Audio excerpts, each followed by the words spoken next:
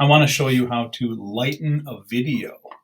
So this is a video that I have that shows me kind of introducing the final product here on a piece of furniture.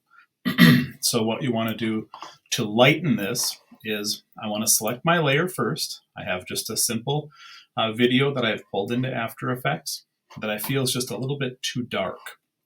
So the first thing you want to do is when you put light controls like this on, it applies them in a 3D setting. So you want to make sure you click right here on the fourth box and you'll see what it puts the 3D icon in there.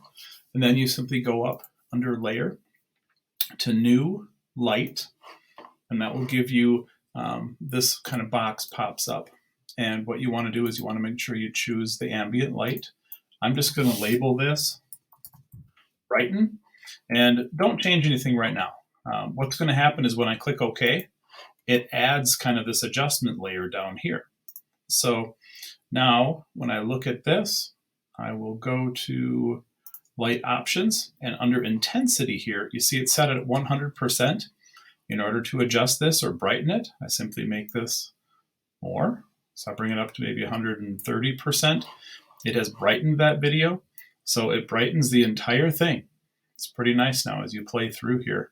Everything is brighter.